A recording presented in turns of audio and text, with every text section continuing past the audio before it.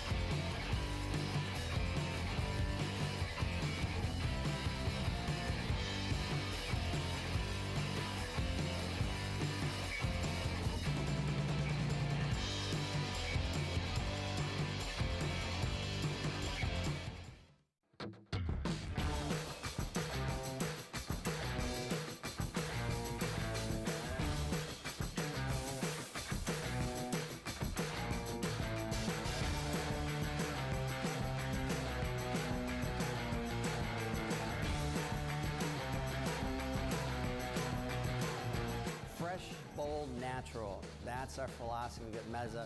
We live by it, and that's how we guide everything we do.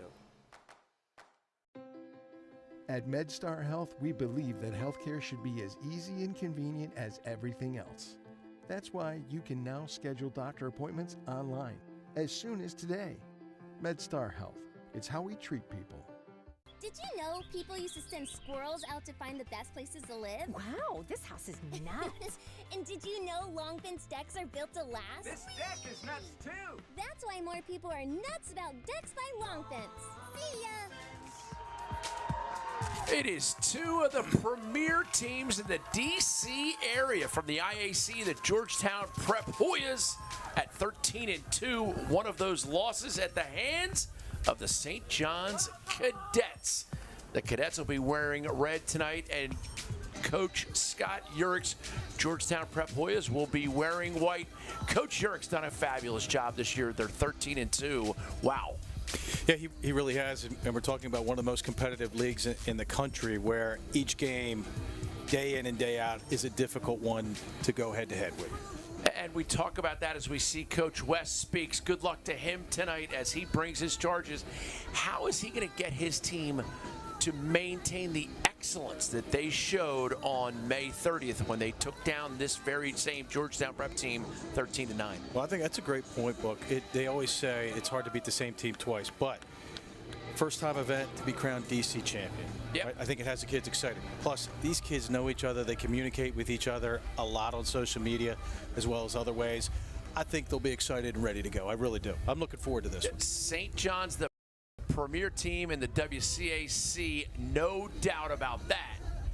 And, of course, Georgetown Prep found a way to get it done. They had one loss to Bullis early in the year. And then that St. John's loss, some stars for them who didn't get in the mention. Colin Burns, little attackman, sophomore starter. And then our favorite guy from the semifinals, Ryan Gunkle, the freshman for St. John's. We'll step away for just a moment as we pay some respect to our brave service men and women with the national anthem. At MedStar Health, we believe that your day doesn't stop at 5, so care shouldn't either. That's why we have more urgent care locations than anyone in the region, all with extended hours. MedStar Health. It's how we treat people. At MedStar Health, we believe that healthcare should be as easy and convenient as everything else. That's why you can now schedule doctor appointments online as soon as today. MedStar Health. It's how we treat people.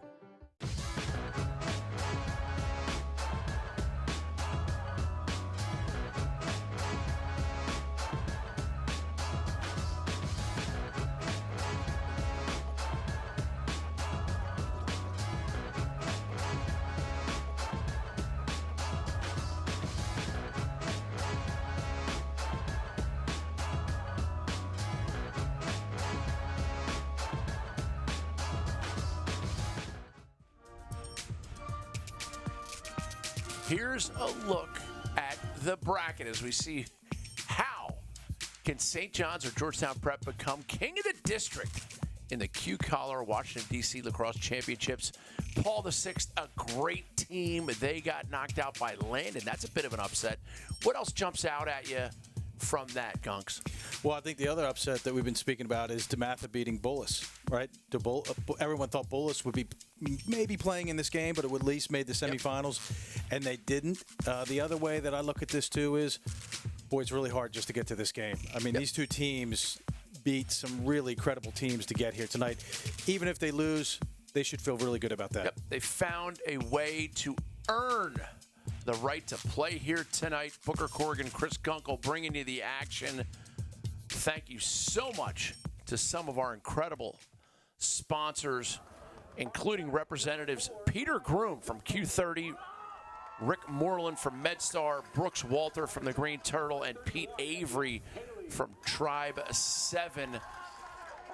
We get our starting lineups. Pressure on the goaltenders. Although pressure, you and I were both impressed by St. John's goaltender, number 7, Caleb Fyack, in the semifinals. He's got some pressure on him tonight. Yeah, but I got to say something, Book. I don't know if you saw it. He went Gretzky on us. He's wearing 99 tonight. No! He switched to 99 tonight. So in some of the highlights I watched, he was wearing 99. But to your point, I think he's probably considered one of the top sophomore goaltenders in the country. He has great hands, great outlet passes. Really looking forward to seeing how he handles the pressure tonight. And I'll tell you, we got another surprise in the goal. We got Jack Kask is getting the start for the Hoyas. Number 44, Peter Flannery, played admirably against Landon. But Coach Urich, in our conversations with him throughout the week, he said there's a time and a place to make switches and changes and help a young man become the best version of himself. And he's going to give number 25, Jack Kask, the start as we get a good look at number 99, Caleb Fyack. Well, boy, that's really interesting, that switch.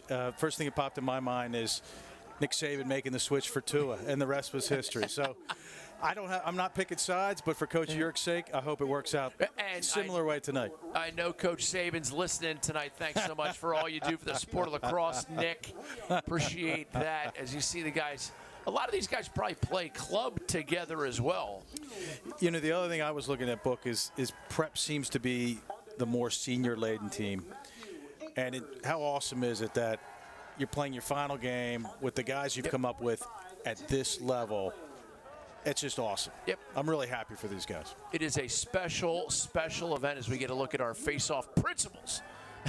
And Mac Eldridge, number 5 for Georgetown Prep. He can be a bit of a pain to deal with because he can win face-offs in groupings. Yeah, he was the difference, or one of the differences the other night against Landon. Every time Landon made a charge, it seemed like he would win the next 3 or 4 face-offs, gaining momentum back for Prep. Typically, they would score, made it very difficult for Landon to ever get close. And for St. John's, they send out long stickman Richard Checo Jr. committed to Lehigh. I'm going to guess that Mr. Eldridge is going to take some lumber tonight at some point. Face-off win for Prep, and they immediately push it back. Ball gets above the midfield. Shot clock is at 80-second intervals.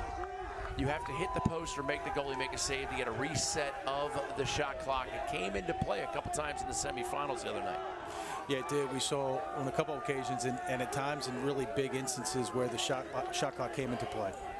Horning and Fitzgerald in on midfield.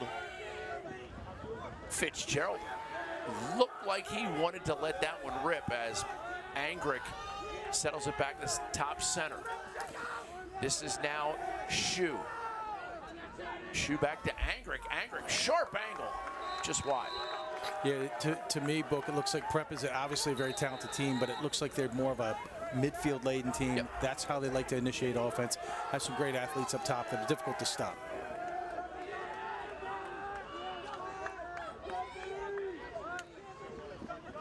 Here's Shu looking to feed the whole way. Ball skitters towards the midfield, picked off, and now here comes St. John's. Checo with the interception.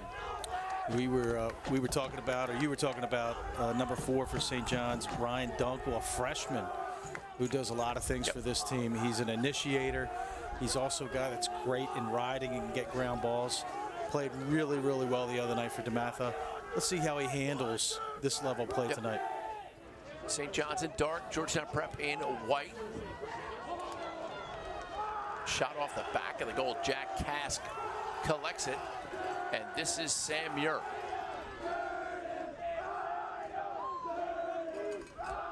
Prep, comfortable clear. How important is it for teams to clear up the off-box side, away from the box? Well, for me, Book, and you might look at it a little bit differently, I always felt it was important, or I still do, in that you negate the substitution that can come in and really disrupt that clear. So off-box side is more than ideal.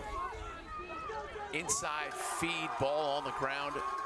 Well scooped by Zach Whittier. You know, last week in the Prep Landon game, the other night in the Prep Landon game, there was 2 contrasting styles of play. Landon really wanted to slow it down and kind of muck it up. Prep really wanted to get up and down the field. I think you have 2 teams tonight that want to play a similar style. They both are very athletic, and both of them are great in transition, and they rely on that for a lot of productivity. Mullane gets it behind. Inside feed, too high and too late, but it's going to be collected by Ridgway. Ridgway, we talked about him. He's a Notre Dame commit. Right-hand dodge right down the center. The ball taken away, and St. John's. Nice job by Prep, though, being organized and getting back on defense, so negating any type of break for St. John's. Let's see how organized they are in the substitution games. You know, this is where a lot of teams now get a lot of goals, is in the substitution game. Luke Roa, number 1, committed to Syracuse. And we get a procedural violation as the student sections have shown up tonight. They've dropped into the area of operations, a long outside bouncer, and that's backed up. That's going to be a tough one to get against a guy like Fayak. You're going to really have to make him move. Yeah, that was from 15 yards out with a long pole. That's a big ask. Richard Rusnick with that offering for Georgetown Prep, and it's now back in the hands of Fayak. Seen some turnovers early. Probably it's some mental errors. Probably a result of guys being a little bit nervous and haven't settled in just yet. I know a lot of the private schools have already had their commencement exercises, so a lot of these guys are finished with finals, maybe even walked across the stage. So St. John's is nice there with kind of that whip set where they get the switch they wanted with a short stick on roll, but he doesn't take advantage of it. Rowan number 1 for St. John's. Now it's on the far side, outside shot. Post Malone shows up early tonight. Again, 2 contrasting styles so far. Prep's jamming it in the inside constantly. St. John's looks a little bit more comfortable trying to get offense going from outside of 12 to 15 yards. Jack Rask getting some tests, and there's another one for him. That one offered by Alex Thal-Larson, the senior midfielder for St. John's. You know, Book, I think Coach Speaks has done a really nice job with this program. 5-10 years ago, wasn't really a team that you would think about as being in the upper echelon in the DC area, but you do have to now. He's done a really nice job. Coach Speaks has made a nice St. John's team, and this is their year. 10-1 right now, looking to capture the Q-Collar DC Lacrosse Championships presented by MedStar. Kind of shocked there. I thought you had the long pole for St. John's was going to stick on the long pole for Prep. Yep. I thought they had gotten what they wanted, but he dropped back into the hole. Number 8, Patrick Fitzgerald for the Hoyas. Who do you think's a deeper team tonight, personnel-wise, Book? I tell you, Georgetown Prep's pretty deep. They're pretty deep. Yep. Be interesting to see From what I saw Tuesday. if they run a lot of guys tonight or they stick with their starters. Prep now moving on the far side. Shu wants it on the top center. Angry. Pulls a crazy eye of it at goal line extended, and now it is Shu. Shu, and you want it, you got it. Dodging the feed right there. Low side. Oh, toe drag. No, you didn't. No, it's filthy. That's the first goal of the game. I don't know what's coming next. Hooper drives the boat, Chief. Well, I certainly can't top those comments, but what I can say... Did you see what I just saw? What I can say is everyone's going to say great shot, but the patience. I mean, the patience right here as you see the toe drag, and then he gets on the interior of the defense. Great job there. Oh. Yeah, Caleb Fikes, a fine goaltender.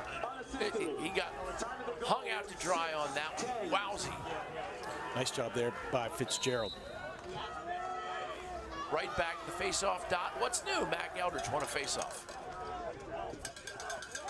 He certainly is gifted. He is headed to UVA to play for Coach Lars Tiffany. And my main man, Lars. And he's really more than a Fogo, right? Like, he's still on the field now. He's a different type of face-off expert. Ooh.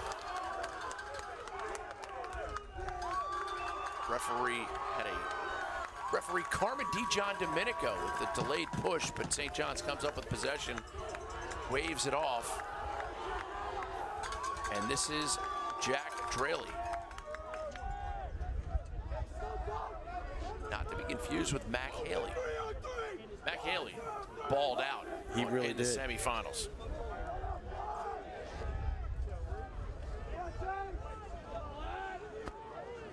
St. John's gets their full complement of offensive midfielders on the field.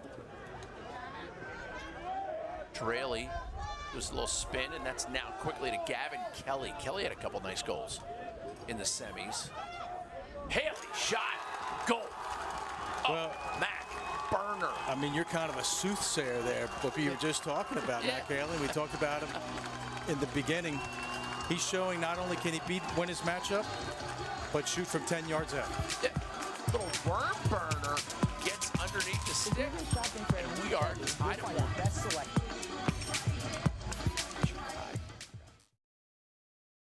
Hey sport fans, you're an MVP. At Sport Cadillac, Silver Spring. We're celebrating our grand opening with Sport MVP pricing. So come see us, or we can come see you. Be a sport fan too, and visit sportcadillac.com. At MedStar Health, we believe that sometimes getting care shouldn't require getting up. That's why we offer multiple ways to get care from wherever you are, 24 hours a day. MedStar Health, it's how we treat people.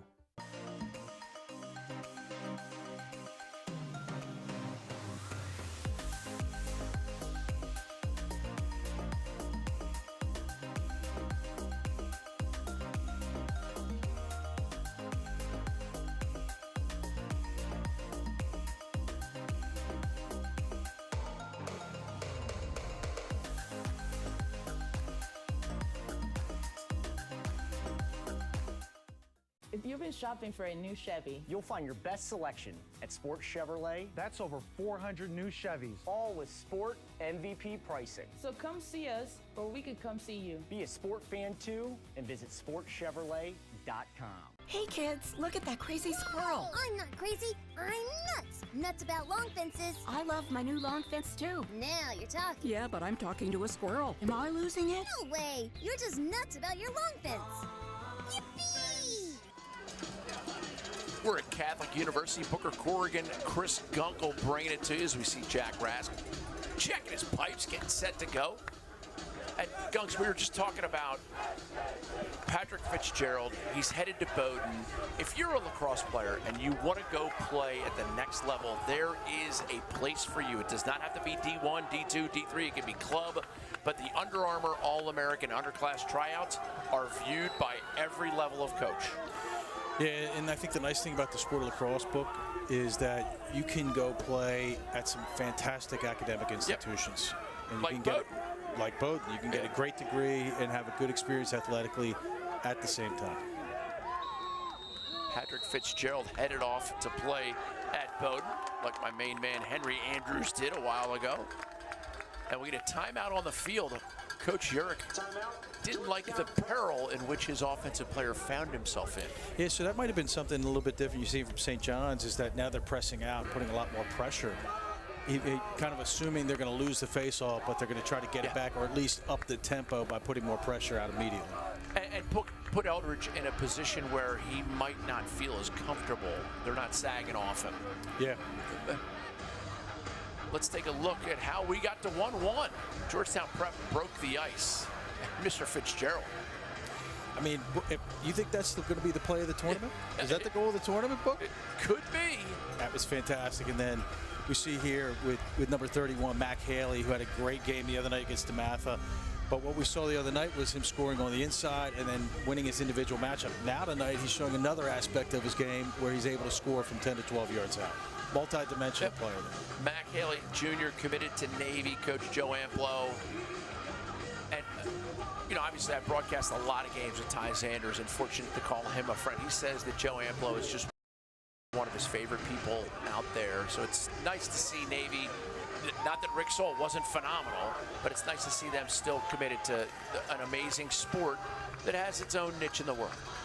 And we, as we discussed on multiple occasions, because we talked recruiting quite a bit, it feels like they're bringing in some great classes, one on top of another. So, and a lot of local kids who are interested in going there.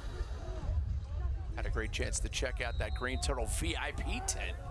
A lot of college coaches over there. And a big thank you to the Godfather, Lee Corrigan, the man behind the scenes who helps make things happen for Corrigan Sports Enterprises and the inventor of the Under Armour All-American Senior Game. And as you see, like Prep loves that hard dodge down the alley, and then the quick transition behind the cage for that backdoor cut. They like to use it on both sides. Booker Corrigan, Chris Gunkle bringing it to you. Coach Gunks, are these the St. John's defense? Are those turnovers by Georgetown, or are those takeaways by St. John's? To me, it feels like Georgetown Prep. I'll say a little bit of both, but I would, if you asked me to make a decision, I would say it's Prep probably forcing it maybe a little bit longer than they should. But St. John's is in the right area to take advantage of it. And they're picking off passes. They're trail checking well. Obviously, trail checking is not the preferred check. Ask any defensive coach out there. Here comes St. John's right down the center. Garza looking diagonal. Yeah, Prep gets lucky there. They let Garza cut across the middle of the field. Usually that spells bad news for a defense, but they're fortunate that he makes the error on the pass. Number 28, Mac Christmas, who had a goal in the semifinals, carries it over, and now Prep will settle as they sub their guys. And Christmas had that goal where he said, hey, I can play offense. Give me a short stick going right to left on the crease. Here's Fitzgerald down the wing, and now it's Larry Horning. Horning pushes behind. Whittier. So they look for that backside cut. St. John's does a nice job cutting that off. And you see, great shot of that St. John's defense expanding right there is Dylan Shue. Yeah, I think, is that St. John's saying, hey, we don't think you can beat us individually. They're going to challenge you to do so. Shoot, rolls back, left hand. Comes back righty now. Fitzgerald behind the back. No dice. Well, Shu got lucky there. He went left and then went back right. Probably didn't have enough time to do so.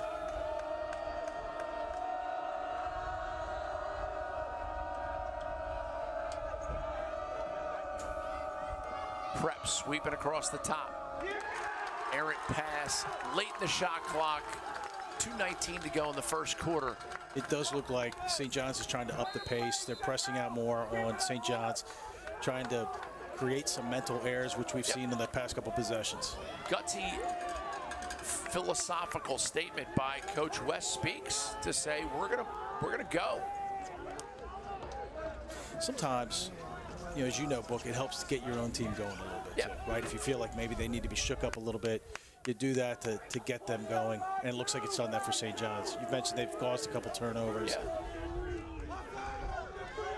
As we like to say, that St. John's defense, they find a way to make the Georgetown Prep ball carrier a little nervous or shook. There ain't no such thing as halfway crook. I got you on that one. I have no response.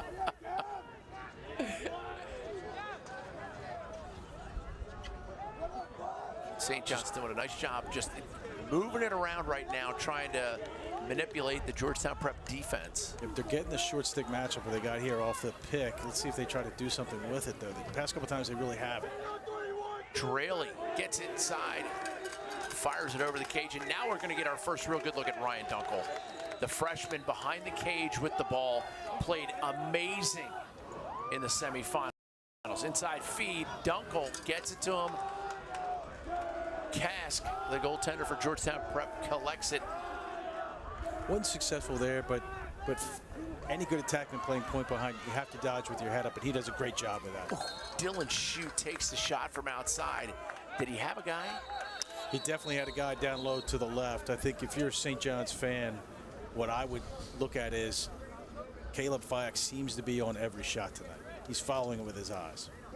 And Richard Checo, the player who is down, looked like he was holding his ankle for a moment, lower body injury. This could be significant because Checo seems to take most of the draws for St. John's.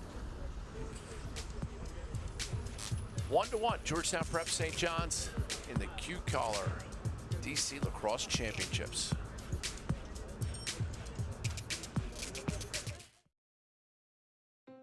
At MedStar Health, we believe that your day doesn't stop at 5, so care shouldn't either. That's why we have more urgent care locations than anyone in the region, all with extended hours. MedStar Health, it's how we treat people.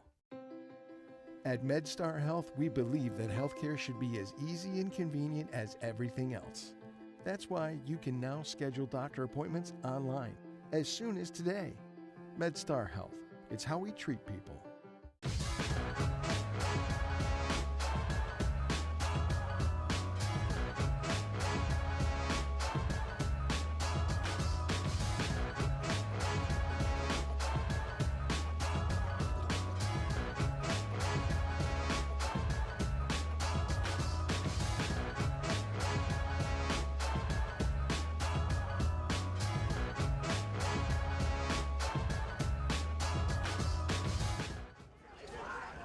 Richard Checo did get up and jog off under his own power, and all we want to do is see him get back out there. That's great to see. As we said right before the break, he takes most of the face-offs for them, so he's an important player, obviously.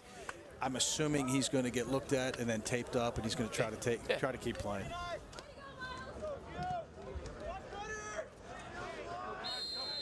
Zach Whittier, the Maryland commit, senior. Great career at Prep. Prep comes out their second midfield line. This is, well, Mullane joining them. You know, another school that seems like they're... Oh, great stinging of the corner. Well, we'd have to take a look at this book because... That's good offense. It is good offense. I'd be interested to see if St. John's had dropped back into his zone and there was a little bit of confusion there, but Mullane kind of fakes making that hard sweep to the right, and then he finds the player underneath for an easy conversion. And it doesn't look like they're in his zone, though, right? Shue finds Whittier. Georgetown Prep goal scored for some reason, the player that I think was at number 51 and for St. John's, who is Kevin McCormick, looked like for some reason he got confused and was drawn into a double and left Whittier wide open. Eldridge battles with that one. Face-off guy Chase Cavalier for St. John's with 26 seconds to go here in the first quarter. And St. John's will take possession here. The Cavalier gives Coach Speaks exactly what he wants. He's filling in for Checo, and he wins possession for St. John's to try to get back on the board to even this up with 20 seconds to go. Thal Larson, left to right split, pushes.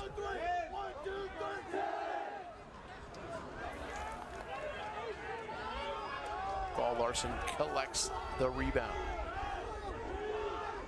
Right back to him, shot.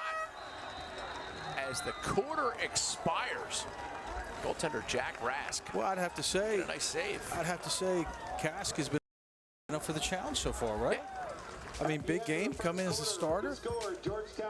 He's done a really nice job. 2-1 your score as we see the save. And a nice play right at the end of the quarter, second quarter on the flip side.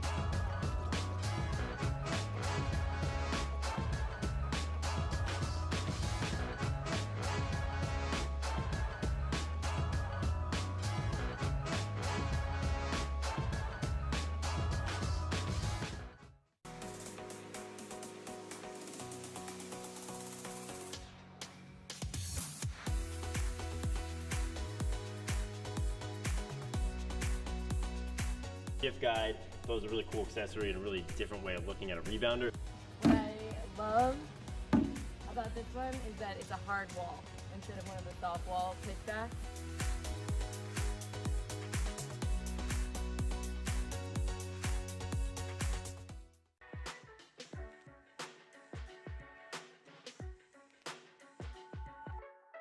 Outstanding high school lacrosse career. But when the kid touches the ball, he scores goals. Say hello to Matt Rambo. Look at the spin move. As Rambo steps in, sticks it. Awesome. That was a good time. Matt Rambo is just taking over. Having a historic year for the University of Maryland. Matt Rambo.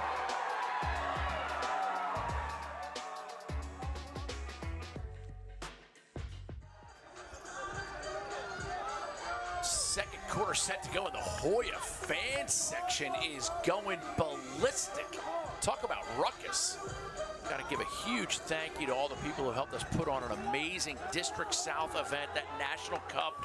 Go to nationalcuplacrosse.com and learn more about it. Those girls' tournaments are phenomenal. Broadcasts were on ESPNU last night as we see a turnover by Prep. I want to thank all the crew at CSE, Andy Biello, Lee Corrigan, Ryan Corrigan, the great Susan Warpinski, Joe Kerrigan, and of course, we couldn't do it without Mark Klein. Good, no doubt. This is Garza.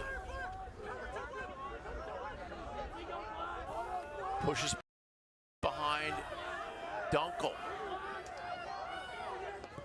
Kelly. Ball scooped by Gunkle. Garza quickly across to Roa. Roa right to left, rolls back. A little crazy Ivan in the middle of the field. I think St. John's has some great athletes, Book, but it. And I was just getting ready to say, it doesn't look like they're willing to win their matchup. But now I will say they may not have to if they continue to develop offense like that.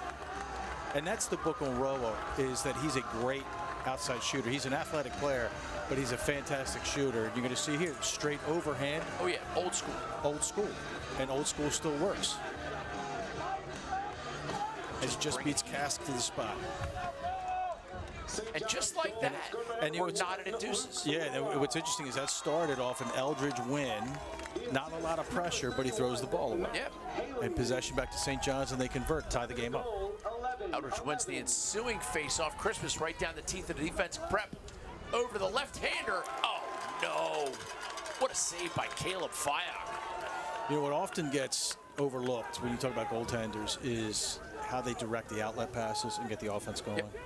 He looks fairly mature. He looks certainly comfortable in doing it, but very mature in his decision-making. This is Gavin Kelly behind the junior committed to Robert Morris, and he gets it. Robert Morris, one of those places that surprises you every year. Yeah. Got a lot of good Canadian players. Coach McMinn. Tough team to play against. Here's Roa.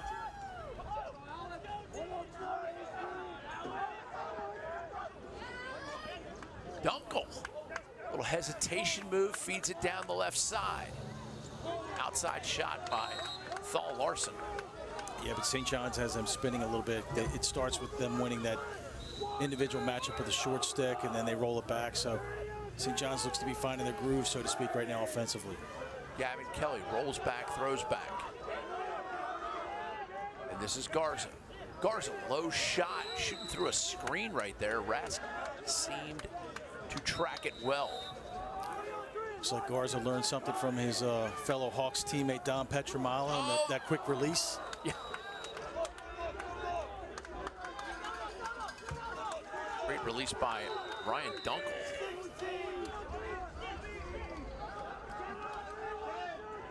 Now they get it to Gunkle. Gunkle to Garza. Garza, that is a full-on desk pop right there.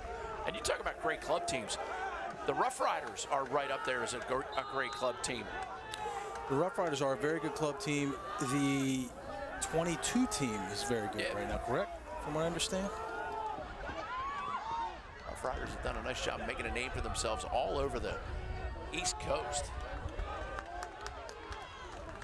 Fyack, long looping clearing pass. And now you're looking at a defense that's been out there for a long period of time, and they're going to be out there for even longer. I think ill-advised shot there by Roa. He had Haley, who we could see knows how to convert open down low. Probably wishes he had that one back. You know, the defense was tired, and you take a shot in transition, but 12 yards out, probably not what you want. Probably want to run some time off the clock at that point. Short stick deep, midi. Quinn McBride, the senior for Georgetown Prep, doing some of the leg work, clearing, and now it's Patrick Fitzgerald, top center. He pushes it down to the left wing. They're dodging all the way behind. This is Burns.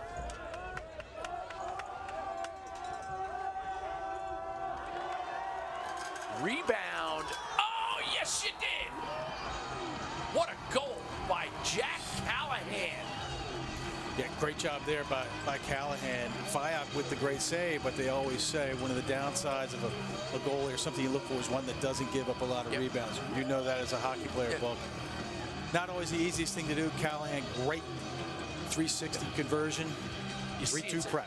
You see it's a juicy rebound, and Callahan, Fyack looked like he caught a little bit of a piece of that. He even got a piece of it. But too much juice on the rebound, and Prep goes back up 1. Well, we thought it would be this type of game, right? Up and down. You know, maybe a little bit more high scoring than we've seen so far, but it was always going to be close. Eldridge battling. Chase Cavalier giving him resistance. Prep comes away with the face-off win. Ball bobbles it. Credit the St. John's defense with not allowing Prep to impose their will offensively so far. Yeah, great ground ball there on the face-off, but even better job by St. John's defensively as they were organized in transition. Ball goes on the ground, player goes on the ground.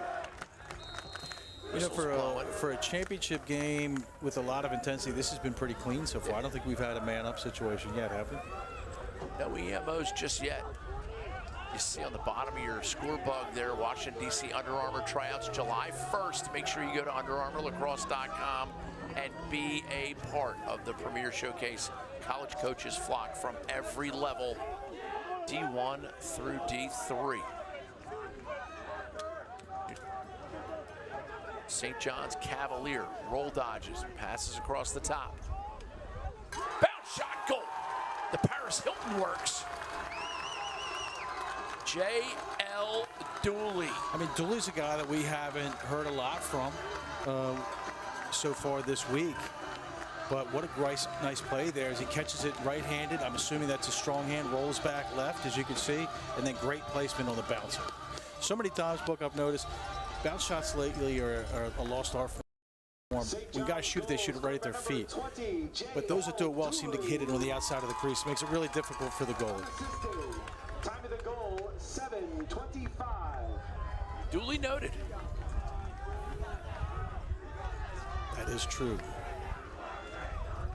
And this time St. John's sends out number 10, Connor Shannon, a sophomore. Procedural violation of possession right over to Eldridge. Yeah, maybe that face-off by committee approach, consistently give Eldridge different looks. Guys that are more fresh, try to wear them down for the fourth quarter. Callahan gets it across, and now it's gonna be Ridgeway.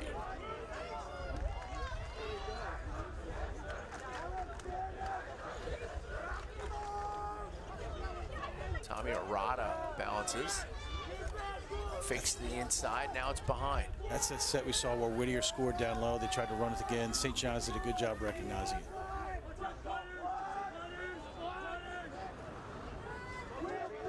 Whittier drives right hand, Arata, now it's across the top, this is Ridgeway. Ridgeway left-handed, rolls back, wants to get it behind, and now Dylan Shue. Feet across the top and knocked away. St. John's has done a great job of knocking balls down. And now they flip it towards the offensive end. And Arata comes up with a great ground ball by the youngster. I think St. John's would love to win this game in the middle of the lines, but as we see, Arata. Shot clock violation there on Prep, giving it back to St. John's. I think they seem more comfortable in transition and battling out in between the lines. Prep's doing a nice job negating their ability to do it. Brass with a save. I'll tell you, another quick shot there by St. John's that just played a lot of defense, and now they're going to play some more. Jack Kask standing tall in the Prep net so far tonight. And this is Angrick. Angrick going for the full NASCAR lap. Here's Whittier. Yeah, Prep had a double there for a little while, but Prep's still substituting. Fitzgerald and Mullane. This is Mullane Alley. Dylan Shue feeds it across. Now it's in the top, into the center, and again, Prep just unable to connect with that meaningful pass. Right idea, poor execution. Now St. John's is where they're comfortable. They're off and running. Cut to the backside, and St. John's ties it up. What a great transition play. Like I said, they love that pace. Gavin Kelly converts down low, but St. John's loves that pace, Book. And I beg your pardon, St. John's goes up 4-3. I believe that's their first lead of the game so far. Great finish by Gavin Kelly. We've talked about him. And you know, during that play, Prep looked like they were organized, as you see here. But Kelly does just a great job of that backdoor cut, sneaking behind the defense, and has the presence of mind to hold until the opportunity arises and he can put it in the back of the net. Number 5, Vincent Trujillo. Time of the goal, 4. Back Eldridge right back, face-off dot, going against Cavalier. Eldridge makes quick work of that. You know, that transition really started with that mistake by Prep. You know, right idea, but poor execution, trying to look on the inside. And St. John's just looks like a team, like you give them that, they're going to take advantage of it more times than not.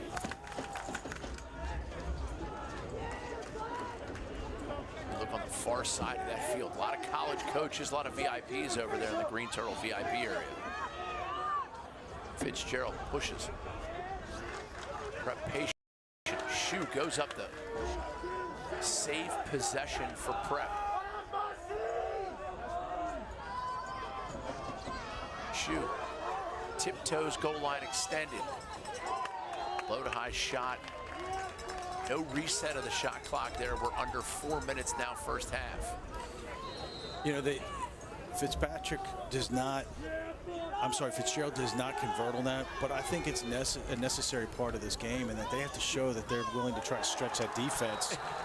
And as you can see, by doing so, they've created more space on the inside. And then you have the behind-the-back conversion there from Whittier. Zach Whittier. Go do that voodoo that you do so well. Look at the inside movement by Whittier. Casual behind the back. Yeah, I tell you, Shoe has really impressed me, Book, as a playmaker. He's got great feet. He's an aggressive guy that dodges with his head up. He can score, but he also does a great job of finding his teammates. And he's not just that time and room shooter. The world's full of good time and room shooters, but Whittier's got that several tools to his game. Yeah, Feed, he can shoot inside, he can score inside, he can make nice plays. And that was certainly a nifty little finish, by the way. Yeah, it was. It was nifty, wasn't it? Shoe's obviously a great student, as he's going to Amherst as well. Yeah. And we got our first penalty so far tonight.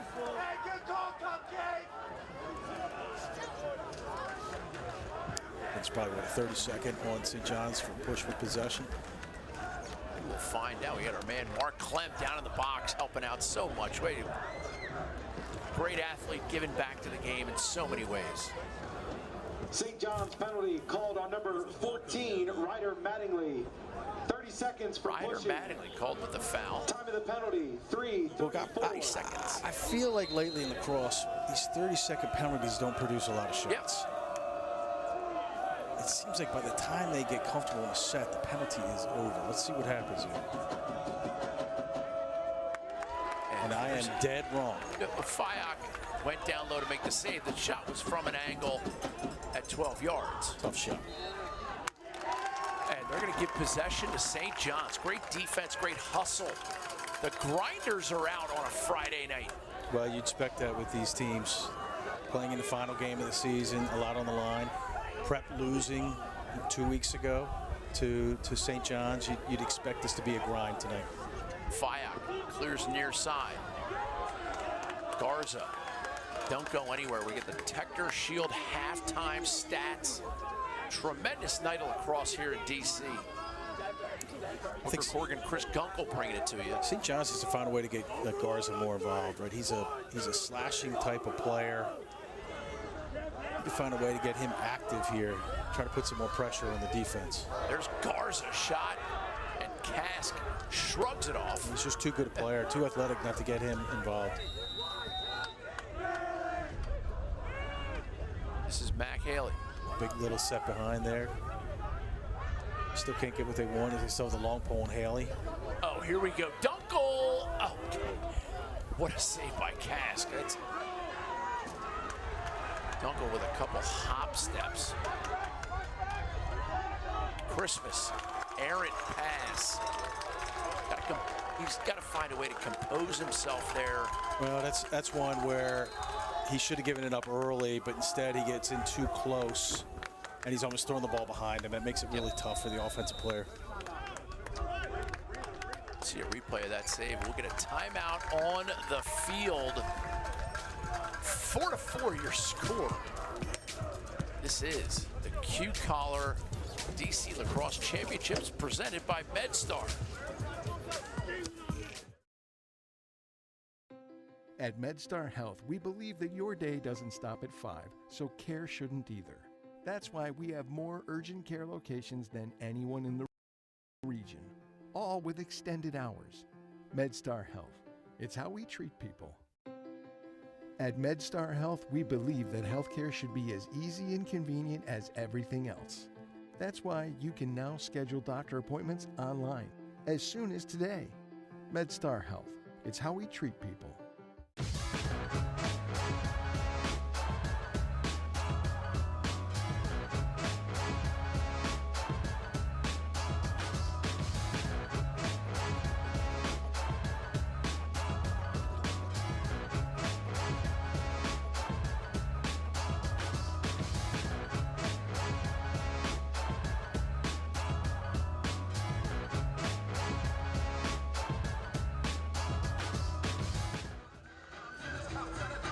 you see a shot of Colin Burns from Georgetown Prep wearing the Q collar. He doesn't look like he's encumbered at all, and the Q collar has been proven to reduce the potential for concussions. Why not? I'm just learning about it, and it looks like it's an awesome piece of equipment, to your point, that's certainly beneficial, but doesn't provide any resistance to the player while they're out there on the field. No inconvenience, and certainly a lot of benefits. No reason not to give it a shot as we get a look at the St. John's faithful who have made it out. I will say, I'm happy that the prep students came out tonight. A little disappointed the other night, to be honest. I don't think they really showed. Landon definitely really came out to play that night. Catholic University, Cardinal Field. Where my man Luke D'Ambrosi's been playing some college lacrosse. But now it is St. John's in dark against Georgetown Prep in white. Championship game on a Friday night. Luke Roa driving right-handed. You got the long pole on Christmas. Roa. Kelly inside. Oh, regathered. Oh, Mac Haley. Bringing it, slinging it, stinging it. Yeah, and now they're getting Haley involved in the offense. Again, shows the importance as a goalie in making the first save and not giving the rebound. We saw that on the other end with St. John's, and now we see Haley adept, not afraid to get the garbage, and he knows what to do with it. We've seen time and time again this week. And he plasters the corner. 5-4 St. John's. 134 in the half. Coach West speaks, likes what he sees, except in the face-off. Georgetown Prep and Eldridge, they've dominated face-offs. Yeah, St. John's did a good job initially, but Eldridge seems to have made the right adjustments, and he's winning them clean. Cavalier playing defense on him. Here's Whittier. Down to Shue. I think you probably assume, Book, that Prep's going to take the bulk of the time off this clock. Number 44, Checo, back in the game. He did leave, went off under his own power. It looked like an ankle or a little something. And here's Fitzgerald. Gerald right-handed. Behind to Whittier. Oh, what a nice little dodge. Oh, no, you did. Caleb Fyock. Well, it looks like it may have got stuck in his helmet or something happened, or his jersey.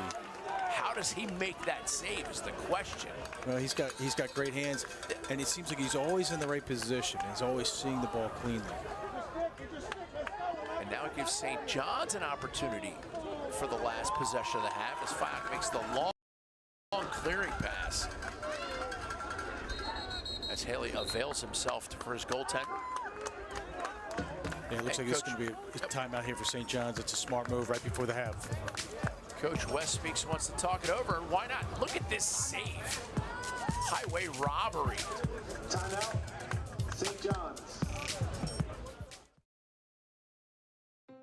At MedStar Health, we believe that your day doesn't stop at 5, so care shouldn't either. That's why we have more urgent care locations than anyone in the region, all with extended hours. MedStar Health. It's how we treat people.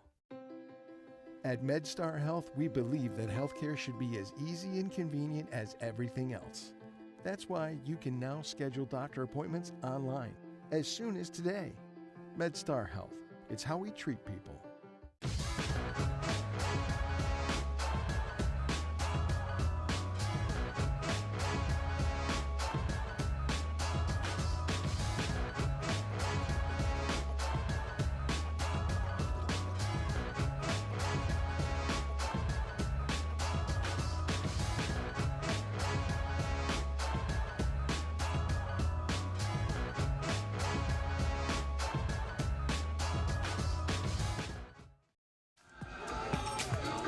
First half, 31 seconds to go. Gavin Kelly for St. John's. Number 42 will inbound.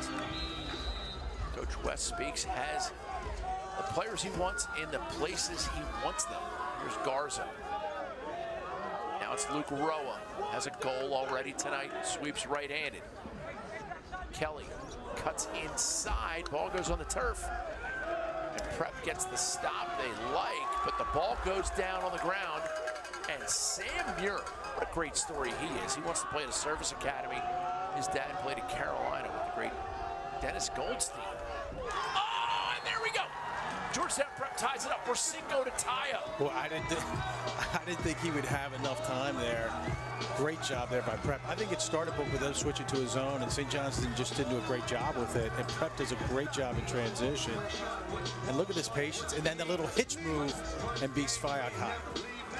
Burns catches it, plants, and then pops off. See, a lot of attackmen forget that, the importance of getting it and coming high to reduce that angle with the sliding defenseman. Great job there. We're first half. And a new face-off guy for Georgetown Prep. They send out number 20, Carson Whittier. Way to go, Carson. He's a freshman midfielder. Getting a little time. Coach Urick knows. A second left. Maybe getting enough minutes to earn that letter, right?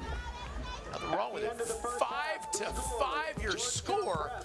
Everything you could possibly want on a Friday night. Tector Shield halftime stats coming up. Corrigan Sports Enterprises is a full-service sports marketing and event management company. Every detail from marketing, public relations, logistics, and cleanup, Corrigan Sports Enterprises handles events from conception to fruition. The premier lacrosse and recruiting tournaments and high-profile running events. Corrigan Sports Enterprises, bringing your dreams to life.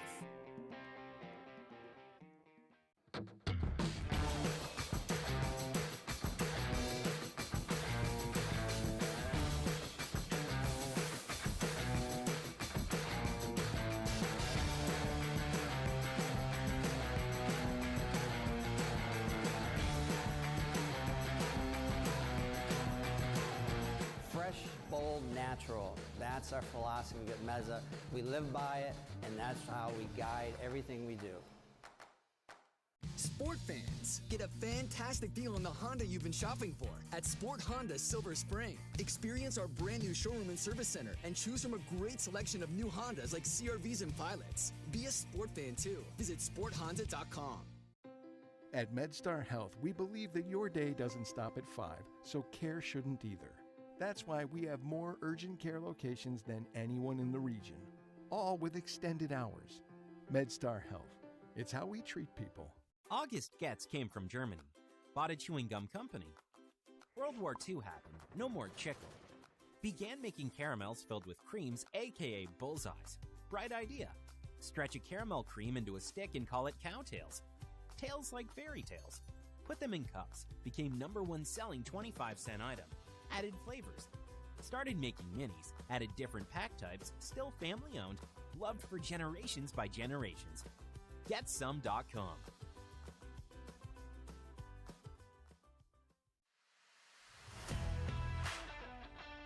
Tector shields are getting athletes back to play safely. Independently tested, they block over 90% of airborne germs. Anti-fog, breathability, great sight lines, and they attach to your cage in seconds. It's easy to see why Tector Shields is the choice of athletes. You play hard, we will keep you safe. Order your shield today at TectorShields.com. Hey, it's halftime, and what a great chance to catch up with my friend Dr. Wayne Olin, who is the Director of Interventional and Endovascular Neurosurgery at George Washington University, as well as an assistant coach for the 12-2 Georgetown Prep team. Thanks for joining us.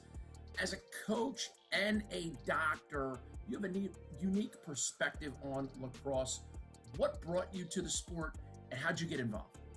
Well, I mean, first and foremost, thank you very much for having me. And Booker, it's been very difficult to replace you here at GW. Some big shoes to fill. I'm a Long Island kid. I grew up there. Been playing the game since I was 6. Played all the way through. And then a couple years back, current coach at University of Virginia was the coach at Stony Brook. And he sort of dragged me back into the game. He reached out to a lot of the alumni, dragged me back in the game. We were already living down here. I was already at GW. And then started coaching locally. You know, the bug sort of rekindled. And I've been coaching locally in Washington, D.C. area now for the last 14 years. That is fantastic to get you back into the game. You're the medical advisor for Q30, the company behind the Q Collar. They're the title sponsor for the event. There's a number of players who are actually going to be wearing the collar during the championship. Tell us why you were drawn to the company as well as the technology. Well, first and foremost, the simplicity is what makes it amazing. So why not, if you can do something so simple to protect something so important, why wouldn't you? And then to extrapolate a little bit on the point you made, these kids have been wearing the collar all year. They're not putting it on for the game tonight. The kids that you're going to see wearing the collar tonight are kids who've been wearing it all year. It's so great to hear that we're finding a way to protect the inside of the head. And these kids are making great decisions. We've seen the games going so far. They've been fantastic. As a coach in Maryland, how do you see the benefit of this product for your players and athletes just in general? Well, again, there's no risk to it. There's no downside. Things been studied. It doesn't impact at all on performance. It doesn't impact at all on brain function. It protects them, and it gives a level of protection to kids in a sport where head injuries are common.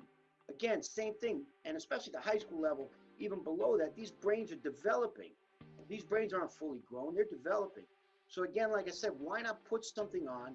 It's simple. It doesn't impact their performance at all, but it gives them a level of protection that otherwise they wouldn't have access to. Doc, I can't tell you how much we appreciate what you've done for the sport and how you continue to give back. Thanks for the time. And I think everybody knows I was never involved in anything that involves the word neurosurgery. Well, I got to tell you, thank you for having me, Book. It's a privilege, and it's a privilege seeing you again.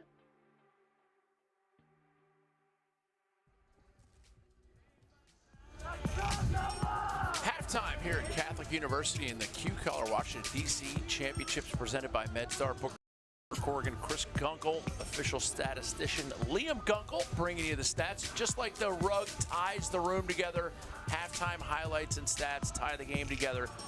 Chris, what did you like so far in the first half? Well, I like the fact that each team was really disciplined in playing the style that they wanted to play, right? So Prep was really disciplined with their offense.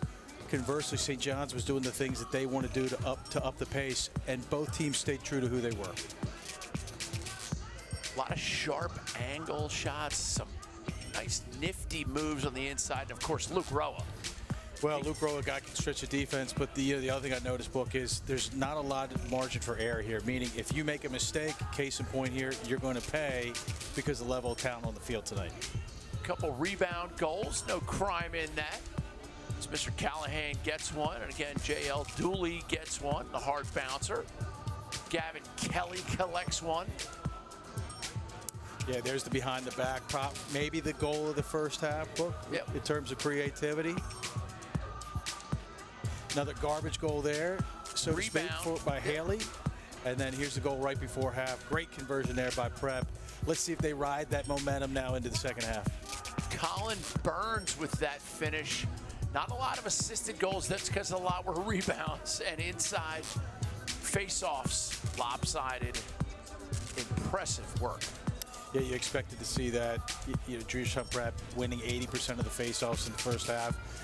St. John's doing an admirable job once Checo went out to kind of make it a little bit more difficult. But as you know, that's more possessions for Georgetown Prep. More possessions usually equals more goals. The Techner Shields halftime stats. Fabulous. 5-5 your score in the championship game. Wow.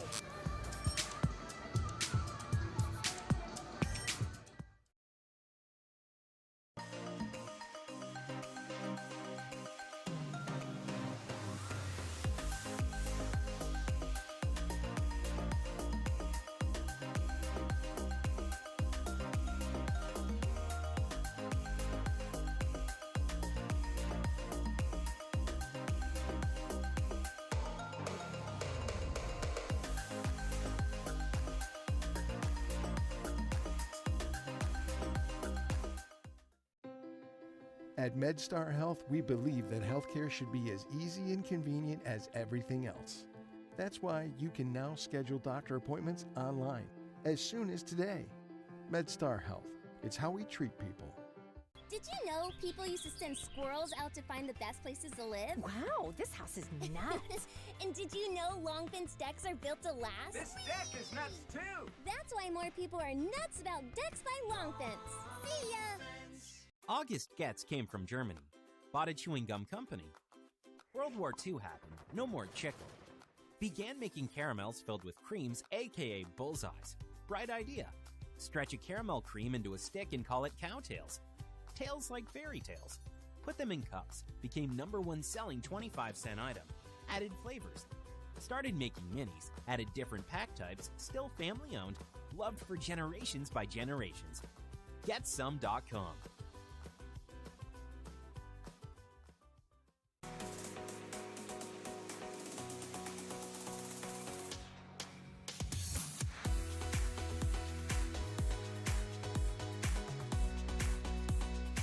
Gift guide. Thought it was a really cool accessory and a really different way of looking at a rebounder.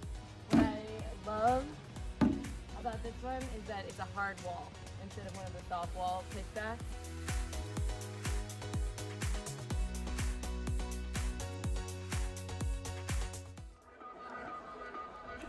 Coach Scott Jurek has to love the way the first half culminated, but DC and St. John's coach Wes speaks. It's become the city of blinding lights. Second half, and it's 5-5. It's tied, and we don't want a deer in headlights. Goaltender Jack Kask has played well tonight. Booker Corrigan, Chris Gunkle, Georgetown Prep in white. St. John's in black as we get ready for the third quarter. Yeah, you notice, Book, like Checo, although he's playing, is not taking face-off, so it might be hard for him to get down to that crouch from that ankle. Yeah, it might be hard for him to beat Mac Eldridge in a face-off, that might too. be true. Turnover, and it's going to give it right away to St. John's as we look at Mac Eldridge hustling off. Talented face-off guy.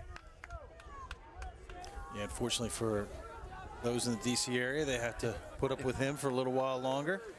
Just a junior as Luke Roa gets it to Thal Larson. And now they're going to get it all the way behind.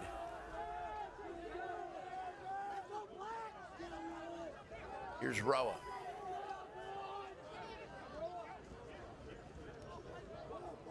And I told you they were going to get it all the way behind. Garza, hesitation, shot goal, low to high, where Grandma hides the Thin Mints. Yeah, where she does hide those thin mints. I mean, we talked about Garza getting more involved in the first half. You started to see him taking more shots. Just a simple stutter step, quick release. Yep. Kask didn't see it coming, I don't think, Buck. Did he use the defender as a screen there? It looks like he does, right? He goes low to high. He'll actually use two defenders there as a screen. That's a tough save there for Kask. I think one of the other things to think about there, too, if you're a young player watching this game, is he goes low, but he goes low to high, so he changes the plane of the shot, which is so important these days, as the goaltenders are as good as they've ever been. Face-off win for St. John's. He goes right back to Caleb Fyock. Excuse me. I thought we were watching Tuesday night, and I thought St. John's was in white. The face-off win for Mac Eldridge and Georgetown Prep. I misspoke, my friends, and he went right back to Jack Kask, the goaltender, and now Prep gets the clear. That was a nice job there by number 9, Matthew Akers, because that clear looked doomed there for a second. Great individual effort by him. And the ball was off a St. John's defender. Ball goes on the ground near the sideline, and we got some. That's your guy, Checo. Well, he was jumping up, and that ankle looks pretty good. Fitzgerald now shares it with Mullane. Back to Fitzgerald. Drive. See this drive down the alley probably by Mullane. Let's skip past behind. Oh, now something different. They roll back. Get Shoe coming off the inside. St. John's up 6-5. Early third quarter. Mullane left-handed. Bingo.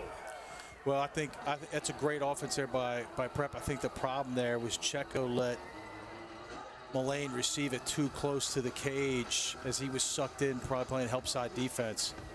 See, Mullane's just too big. You can't let him get it, 10 yards out on the run. He's going to beat you almost every time. One of the things I noticed was the Georgetown Prep offense right there. Very few cradles. How do you teach a team to avoid cradling passing? Well, you speak about it as a coach, but sometimes, because that in a league like this, the competition takes care of it itself. Like you, as a player, you realize if I cradle more, can't get the shot off as quickly as I want. Defense picks me up quicker, and I don't have as much room to dodge as I want. So you certainly talk about it a lot. You can certainly take a player and limit his minutes, but sometimes the competitiveness within a league helps take care of itself. Those hockey assists, they evolve out of a lack of cradle. Like one cradle and move it. You just don't give the defense a time to react. Fitzgerald now alley. Goes goal line extended, gets it behind. All the way around the offense. This is Hornick. Behind for Burns. Now Whittier's going to go invert. He's got the short stick. Naturally an attackman, senior committed to Maryland. Let's see how quickly St. John slides here. Inside feed, and Fyock collects the rebound, ladles it ahead. And St. John's pushing it right here. Checo into a lot of traffic right there. Yeah, it was great offense there by Prep because the inside player actually went opposite of the slide. They just were unable to convert, but nice job there on inside play. And you don't, that's kind of that lost art too, Book. You don't see that as much anymore. You don't see it as much as you used to. But with the defenses being so good today, I think you'll have to see it more and more in order to get more productivity. And you saw number 1 for Georgetown Prep, Zach Whittier. He's committed to Maryland, senior left-hander. He was guarded by a short stick momentarily, and I mean momentarily. He made quick work. Slide had to come fast. This is Fitzgerald sharing across the top, and he will sweep righty. Now throws back. Dylan Shue gets it behind. Looks like St. John's in his own, Book. And again, we talked about that on Tuesday. How do we teach our viewers to identify when a defense is playing zone? Well, you have a defenseman that generally stays in an area and doesn't follow another player. So when a player releases a pass and then maybe runs to the other side of the field, if the defenseman stays in that spot, you know you're seeing a zone. And for you offensive coaches, just send a cutter. There you go. And you'll know. Fastest way to find out, yeah. Just like you described. St. John's back on offense. Nice patient clear by St. John's. 6-6 your score. Shot over the cage by Garza.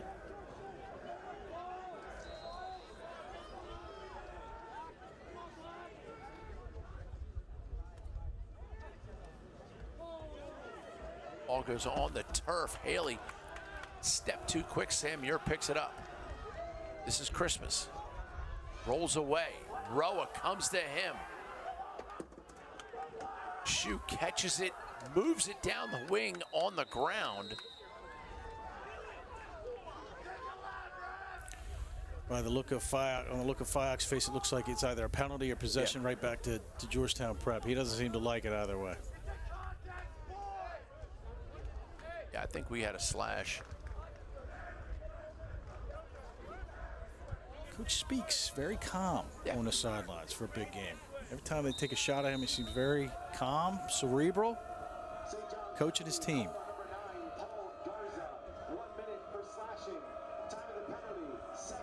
Shue over to Angrick.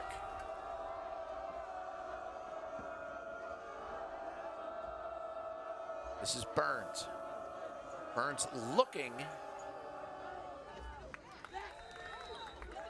Wide shot.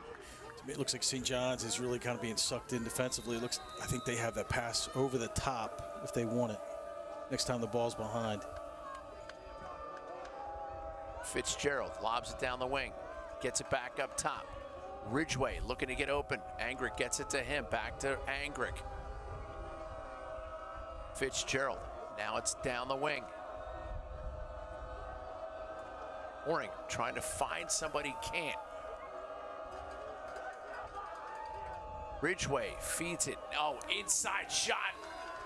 And Caleb Fike did not save that ball, but he affected that shot. Is that a correct statement? Yeah, because it looks like Burns had a lot more time than he thought. He just kind of turned and let it rip when he had time to probably make one stick fake and try to get Fyock off his lines.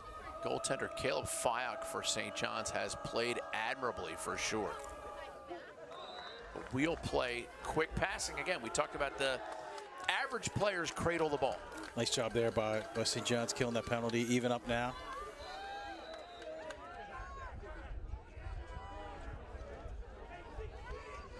Nice roll dodge on the far side by Ridgeway. Now it's with Hornig. Hornig to Mullane. Mullane shot outside the goal. Book, it's early. I'm sensing overtime in this one. Ooh. Are you? 6-6. I think we're looking at a 12-11 game, and you know who wins that one? The team with 12. 12, yeah. So wise man told me that prior to this game. Fyock not going to take it for a stroll over the midline, but awful close. Haley's pass goes awry. It goes on the turf, and Fyock is out of the goal. What is Prep going to do? They're going to dunk. Oh, and Fyock just collided with the post. Boy, he really did. And 7-6, Georgetown Prep. We will be back to let you know, but here's that transition goal. Fyock sprinting to get in. Watch him collide. He hits that post. Ooh, we'll be back. Hey, sport fans, you're an MVP. At Sport Cadillac, Silver Spring. We're celebrating our grand opening with Sport MVP pricing. So come see us, or we can come see you. Be a sport fan too and visit sportcadillac.com. At MedStar Health, we believe that sometimes getting care shouldn't require getting up. That's why we offer multiple ways to get care from wherever you are, 24 hours a day. MedStar Health, it's how we treat people.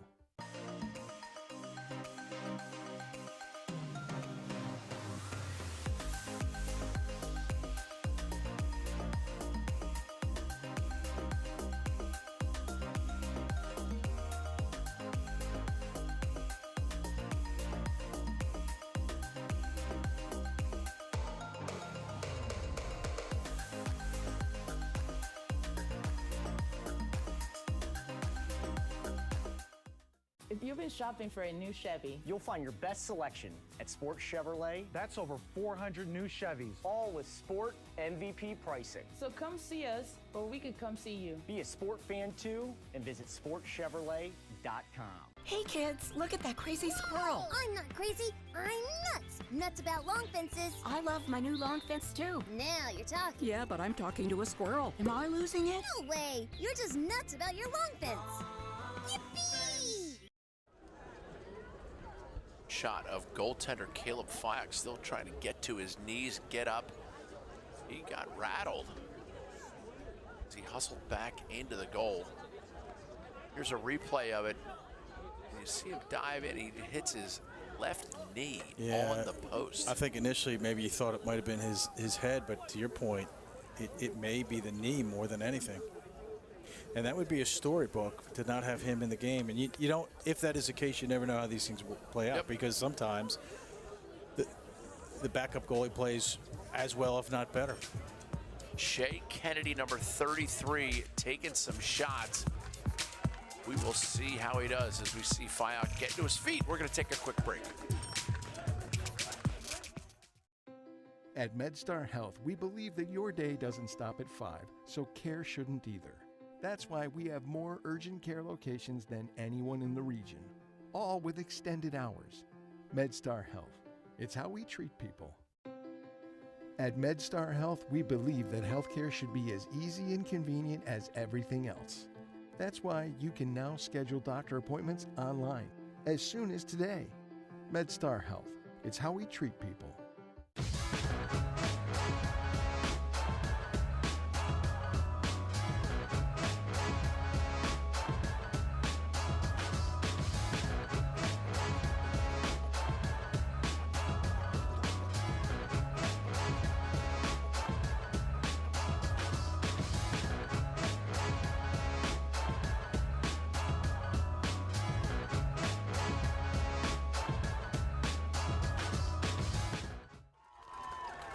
Shea Kennedy will assume the goaltending duties for St. John's.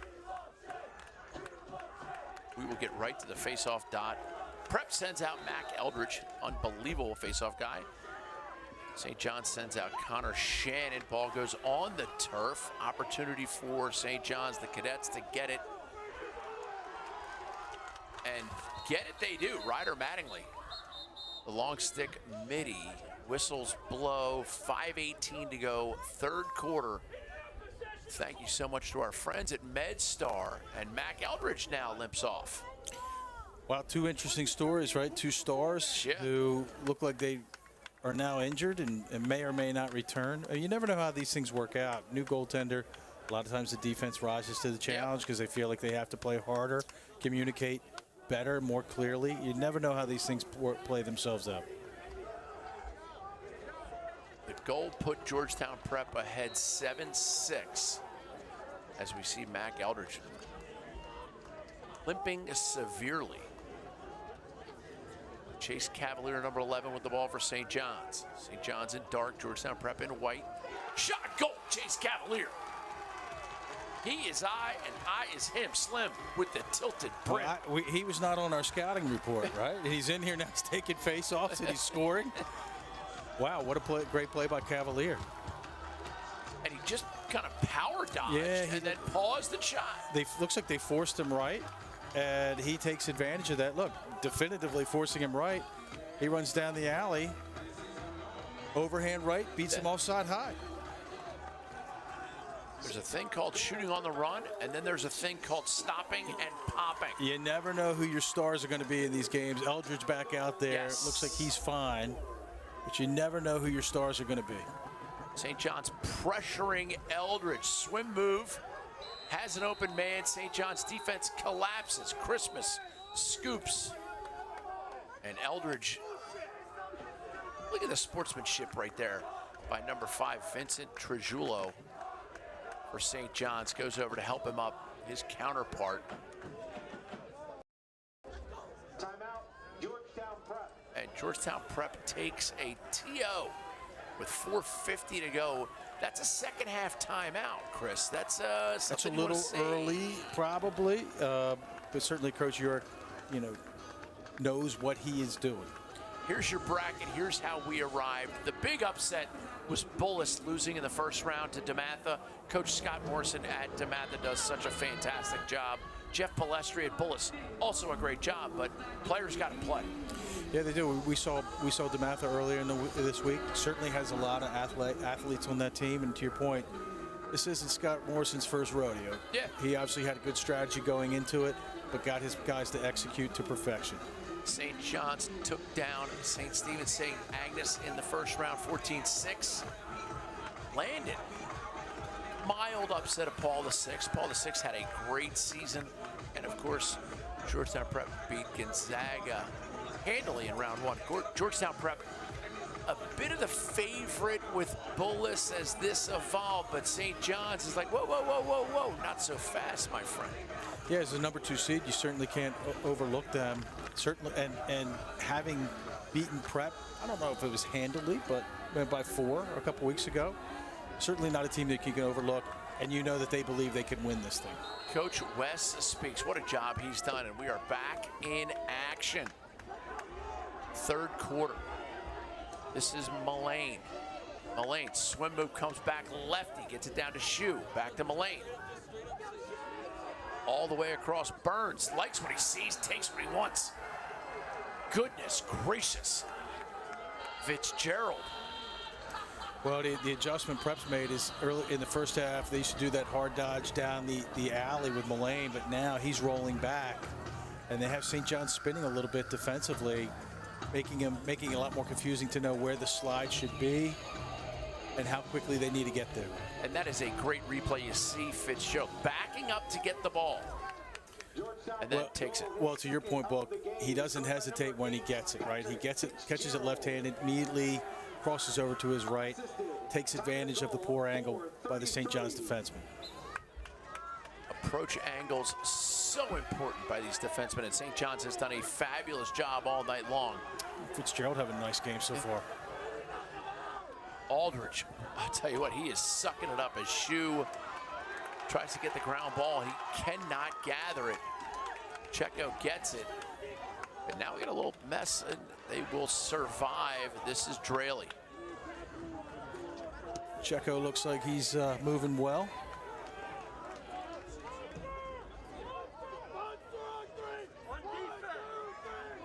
Here's Dooley. Backpedals while his teammates get in position. Cavalier comes to get it. Yeah, here's our guy. Here he is again. Same set. Look at forcing him right. Slide comes earlier this time. Oh, back backside feed. Gavin Kelly, the beneficiary. They simply cannot stop Cavalier, Book. Yeah. You want to play him out? You want to slide early? He's going to hit it back door on you. That's beautiful lacrosse. Here's Chase. And you're right, it is beautiful lacrosse because you look at the play Kelly makes, he sets the pick, but he rolls off of it. Nice, that pick and pop. And Cavalier does a great job finding him. St. John's goal scored by number Gavin 42, Kelly. Gavin Mark at 8, dude. Well, that's smart offense there. I mean, it's athletic play, but it's also very cerebral. 11, Chase Cavalier. Time of the goal, Another face-off win. And Ridgeway will settle.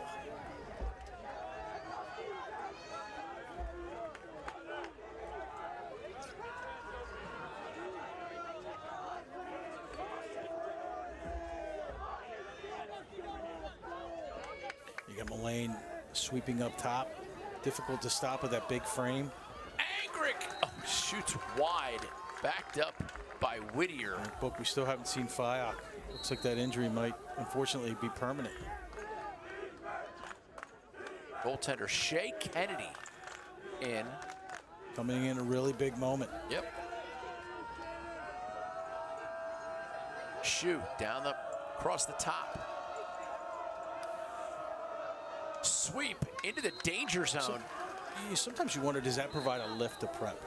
Right, they see a different goaltender in there. All of a sudden, their confidence raised. It looks like they've been far more aggressive offensively since he's gone out. Shoe behind. Gets it up top to Angrick.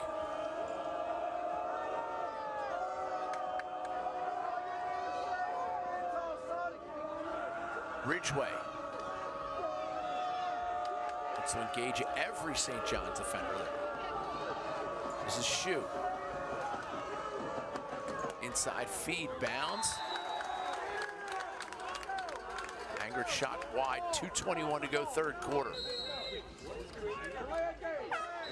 Looks like what possession right back to St. John's.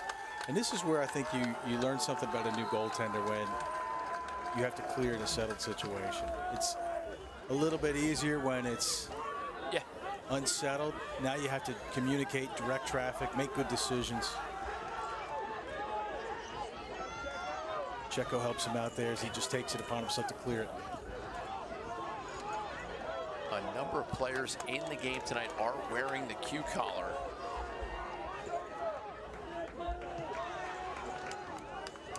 That's Dooley for St. John's. Where is he? Where's 11? There he is. There he is. There he is. Chase Cavalier. The junior, right-handed. Across the top this time. He's making the right decisions. Certainly is. Dooley shoots that one high and wide. Haley pushes it. Inside move. Kelly can't gain ground. Kelly really kind of working that short stick. With like kind of a change of pace there with how physical he is. Doesn't mind getting bodied up. That tends to take its toll later on in the game. Back Haley gets it up top. Now it's all the way across and around the circle. Kelly digging in. Feed to the inside shot. Oh, what a save by Cask. Wow, great offense, great save Larceny. there by Cask. Absolute larceny by turnover. Cask. And Back to St. John's. Gets it back. 45 seconds. Oh, no! Whoa. And Gunkle is finally on the board there, Book. Number 4, Ryan Gunkle destroys the corner. He may have to pay Catholic University money for what he just did to that corner. This is the classic. No. And then he stings it. What a great shot there by Gunkle. But it starts with the turnover on the clear by Prep, giving another possession back to St. John's. Not enough O's in RIP to describe that. I sensed a little bit of a Baltimore accent there when you said that. Just a tad. I don't know if anybody else heard it. Yeah, for a Radnor guy, I'm getting there. Yeah, you've been around long enough to pick that up. Booker, Corrigan, Chris Gunkle bringing it to you. Last 40 seconds of the third quarter. A 9-8 Not only is it a barn burner, but it might take the first 3 rows of corn with it. What?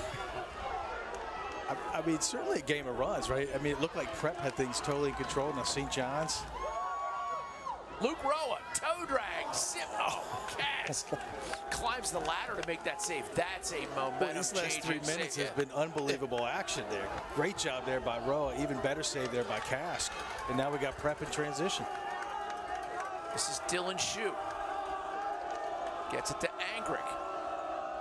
Inside feed shot, goal. Prep. What can't they do with 1 second left? Zach Whittier. 2 goals in 2 quarters, Book, at 1 second left for Georgetown Prep. What a great play by them. I thought for sure they had lost sense of time. And what a great job here on the low-to-low shot to notch it up at 9. Angrick just dumps it down. Zach Whittier. His bankrolls on Swope. It's okay, you can laugh out loud. They all know it's funny. I mean, I'm stuck. There's times when I just don't know what else to say. Yeah, and there it is. What? This is your cue collar play of the game. Chase Cavalier back door. Gavin Kelly. Oh, no, you didn't. That is a tremendous look by Chase Cavalier. Scored by number 1, Zachary Whittier. The assist, number 10. Tactor shields are getting athletes back to play safely. Independently tested, they block over 90% of airborne germs. Anti-fog, breathability, great sight lines, and they attach to your cage in seconds.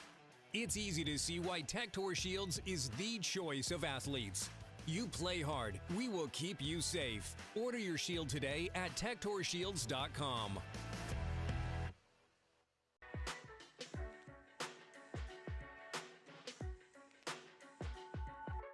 Outstanding high school lacrosse career. But when the kid touches the ball, he scores goals. Say hello to Matt Rambo. Look at the spin move. As Rambo steps in, sticks it. Awesome. That was a good time. Matt Rambo is just taking over. Capping a historic year for the University of Maryland. Matt Rambo.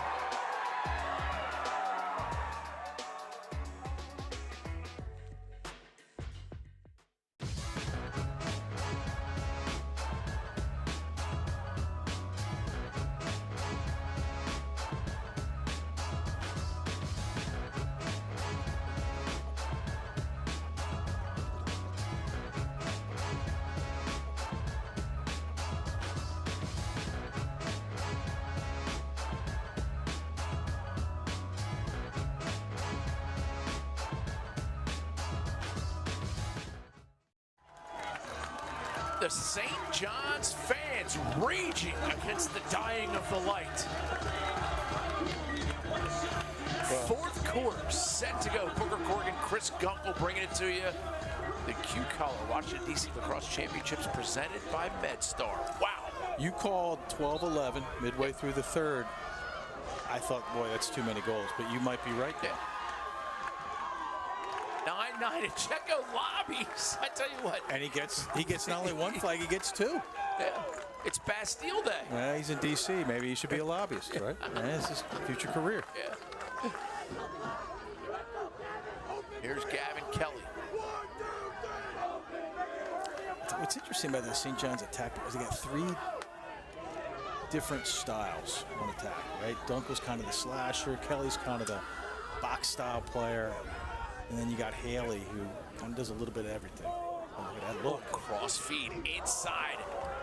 Ball bounds off the feet of Cask, and we will now learn of the foul.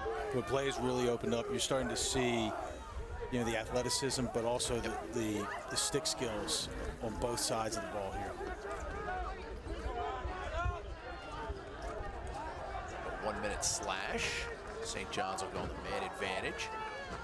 I tell you, if we go overtime, I'm going to wish I had that big Kahuna bird. It's like a Royale with cheese, but it's a big Kahuna. Do you still have time to go get it? I'll see if Vincent can pick me up one. Jules and Vincent on the man-up unit now for St. John's. Gavin Kelly, top center, gets it to Haley. And let's see if they kind of sneak Kelly inside. Here's Gunkle looking to feed. Skip pass to Luke Roa. Now it's Paul Garza back to Roa. Diagonal to Garza. Ball never made it through. Yeah, in these type of games, right, guys are more willing to sell out. Looks like that hit somebody on the way in. Championship game. They can't hold anything back. Dan Fouts taught me that. Luke Roa. Oh, Luke. You can't do that. He's got a family. They're probably watching. Nick Saban's watching. For crying out loud. He is. He may be recruiting players here, too, as well. There's athletes on the field. But we've said it a lot about Roa and just his ability to stretch the defense. In prep, you have to know your scout here, and you can't let him be that wide open, or he's going to do that to you more times than not. And you notice, like, he looks like he's going overhand at the last minute. He goes, you know, three-quarter sidearm. It's difficult for a goaltender to make that adjustment. Luke Roa with an absolute bomb. And this is where Eldridge really helps you when you need it. Down 10-9, need a possession, he gets you a possession. Here's Fitzgerald, patient at top center. Now he gets it. They're going to push it all the back up top to Fitzgerald, maybe. Patient on the far side. And here's Fitzy. Now Angrick, left to right, rolls back once his left. Finds Fitzgerald, pass two in tight. That's going to be a turnover. It was just a little bit late. Right, the timing was off there. Good idea, though. Somewhat unforced. Oh, I would think so, yeah. I think the timing was off there. And bad placement on the pass. From a storyline standpoint, goaltender Caleb Fyock went out with an injury, and Shea Kennedy, the sophomore, has come in his stead and performed admirably. Yeah, he really has. Not only just saving the ball, but helping out in the clearing situations. Because on a game like this, you never want turnovers, but certainly not a game like this. One-goal game, fourth quarter championships, the clears are going to mean a lot. Here's Kelly.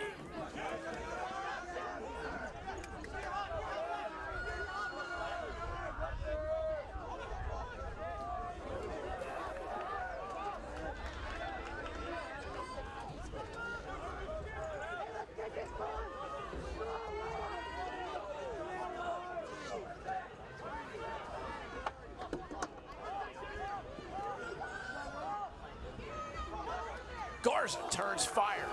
Cask.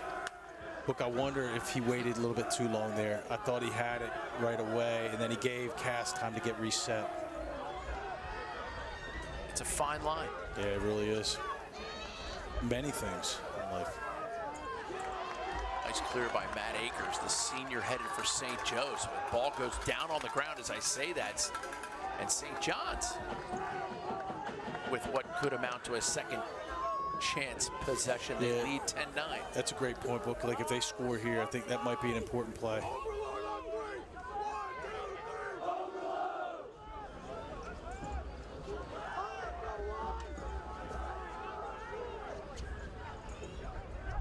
Stutter step move.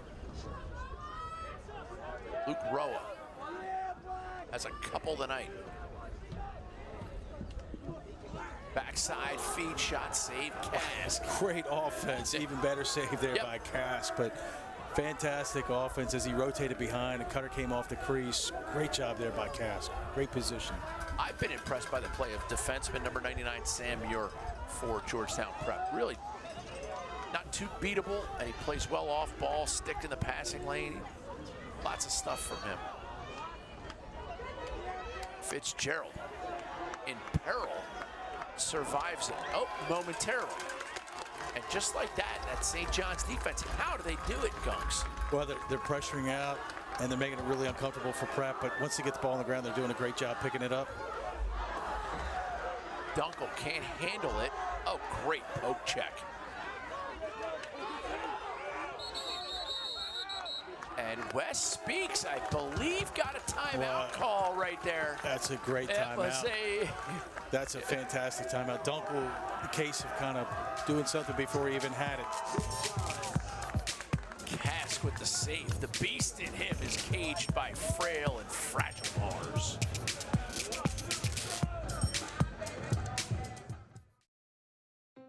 At MedStar Health, we believe that your day doesn't stop at 5, so care shouldn't either. That's why we have more urgent care locations than anyone in the region, all with extended hours. MedStar Health, it's how we treat people. At MedStar Health, we believe that healthcare should be as easy and convenient as everything else. That's why you can now schedule doctor appointments online as soon as today. MedStar Health, it's how we treat people.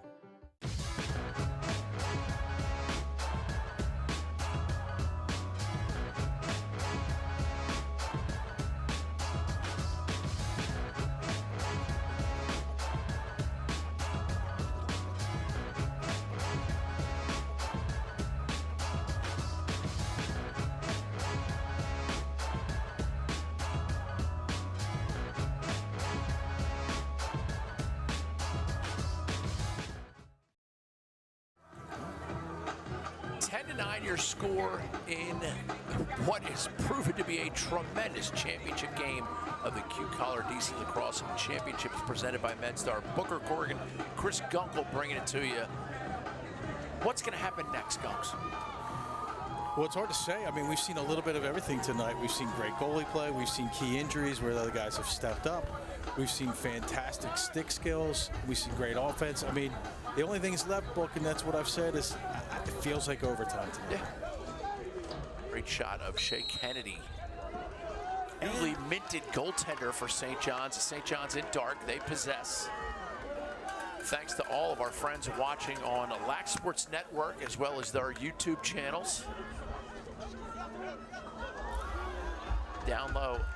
Dooley can't handle it. Prep comes up with a momentary turnover, but this is what St. John's has done. Coach Wes Speaks has cut these guys loose. Yeah, they really have done a great job. It's been 2 possessions in a row where St. John's has tried to make a move before they've actually had it. But hustle plays pay off, and they're rewarded now with another possession. And you have to wonder, is Prep starting to wear down a little bit? They played an awful lot of defense in this second half. Number 4, Gunkle, throws and goes to the crease. And now they get it back to Dooley. Dooley gets it up top, and here's Chase Cavalier. Long looping pass by Cavalier, shot, whistles wide. And Cavalier sees the field really well. Yep. I mean, he's made a lot of really nice plays. That was a really nice look there.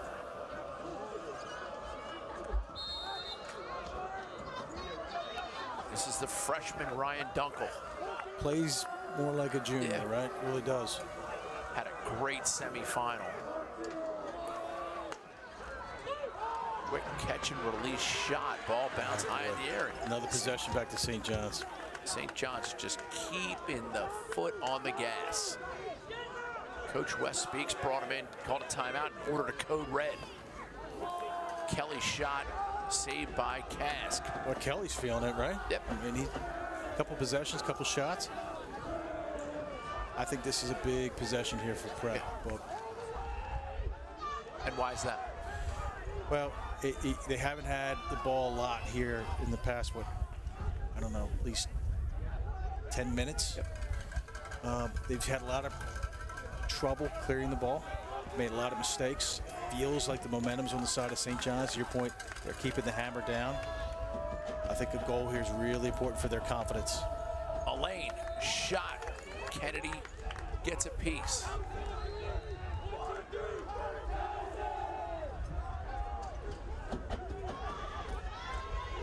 Dylan Shue rolls back.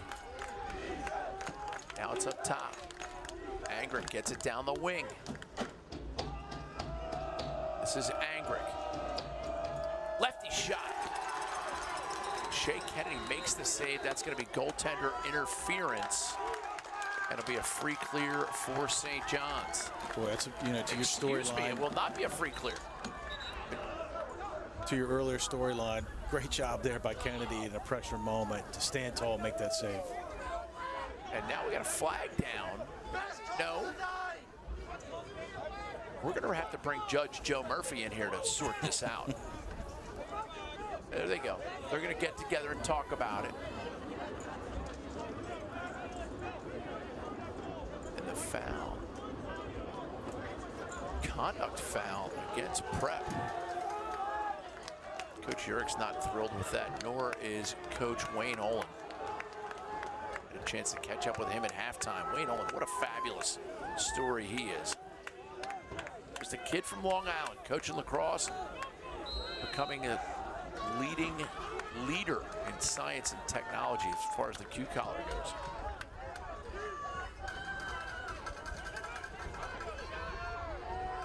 Georgetown Prep penalty called on number 2, Michael Ridgway. 30 seconds for unsportsmanlike conduct. Time of the penalty, 4:30. All right, so it looks like we have it cleaned up here. Book St. John's will be man up for 30 seconds on an unsportsmanlike conduct penalty. Luke Rowe at top center. Now they get all the way behind with Gunkle. Gunkle loves feeding. Oh! Blistering shot from the outside by Mac Haley. I just love that look there by Gunkle, because typically you just keep moving the ball in a counterclockwise direction, but the defense starts to cheat a little bit and shift over, and he goes backside with it. Quick release by Haley. Really tough ask there for Cask. Here you see Luke Rowe get it down. Garza working on the inside too. So Haley to Gunkle. He starts going right. You see the defense just start drifting over. Quick backside look. St. John's goal. Easy conversion there for Haley. And this is where Eldridge plays a really important role, because they need a possession desperately. Eldridge checked, and they're going to call him for. And he does his job. Possession back to Prep. They called a hold against St. John's. And Dylan Shue will come up and get it for the Hoyas. Prep, 2-goal hold. 3:35 to go, fourth quarter.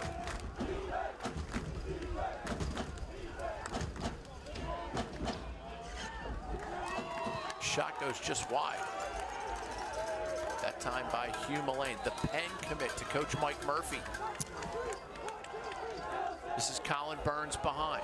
I mean, Kennedy looks to be seeing the ball well high. I think you got to get him moving and maybe change planes, go low to high on him. Try that Mac Haley worm burner. A couple of those tonight for the youngster from St. John's. Mullane down to Ridgway. Ridgway back to Mullane.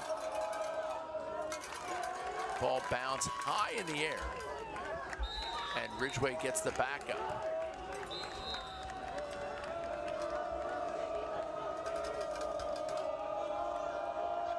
Shue, far side. This is Ridgway, inside feed, ball bobbled, and then bobbled again. Loose ball picked up, sticks flying, balls flying. This is going to be big. This is usually where you get some kind of goal if you're Georgetown Prep. What a ground ball momentarily, then he gets de-twagged. And Gavin Kelly comes away with it. 2:26 to go. Man, Prep defense extending. With Kelly's style, he's really good in traffic. As you can see, really comfortable handling it under pressure. And now I think you're going to see Prep probably press out even more, because they need possessions now desperately. You can sense St. John's feels like one more goal and it may just do it. They'll be the first DC champion. The WCAC represented by St. John's, IAC by Georgetown Prep, Q-Collar. DC Lacrosse Championships presented by MedStar. Wow, under 2 to go. 2-goal lead for St. John's. They're in dark and they have the ball. Oh boy, oh boy. Defensive lapse, and it almost works in the favor of Prep. I mean, where do you get a great bounce shot there, Cask just all over it. Yep. But now they need to clear it. They've had a lot of trouble here in the second half, but that's case in point. Fitzgerald comes up with the bobble, and now it goes back on the ground, and St. John's comes away with it. He's going to call him and they're over going to and call back, right? offsides, and it's going to be Prep ball, adding to the drama.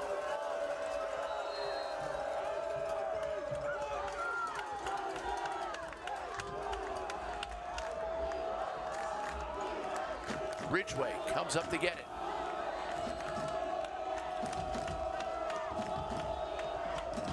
Number 2, Michael Ridgway.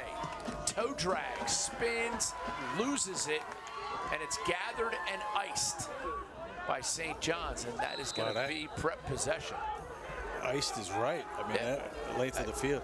Tough play there by Ridgway, though, right? Like the toe drag against the zone late in the game. Like the aggressiveness, but maybe a different type of look this time down. Here comes Prep. Right, let's remember, if Prep scores, they have Eldridge. They'll get the face-off quick. So if Prep can score quickly here, you never know. Here's Ridgway.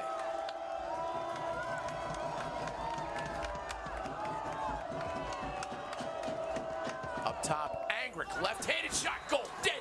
And when there we I go. play a dope melody, anything less than your best is a felony. 24 seconds left to go here. That is more than enough time, I think, for Eldridge to pick it up and gain possession here for Prep. Wow, that is an outside stinger. And you said, let's try low or something not high against the new goaltender, Kennedy. Yeah, offside. He goes, that's, as you know, a really difficult shot to stop. He goes offside low. Kennedy had trouble picking it up, and it's all going to come down to this book. What did you say, 12-11? I did say 12. Look at you. Not my first Here we go. rodeo. He pops it forward. Eldridge comes out with it, gets it to Shu. Shu rolls, and we get a timeout by Coach Urich. Boy, with remember, 19 seconds left, we're going to step away. 11-10. St. John's leading Georgetown Prep. Here's Eldridge, pops it out to himself, and goes quickly to Shu. Good timeout.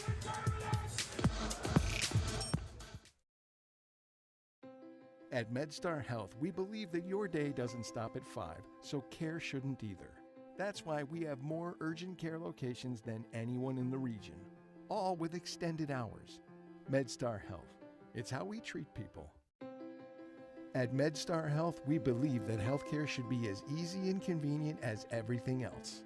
That's why you can now schedule doctor appointments online as soon as today. MedStar Health. It's how we treat people.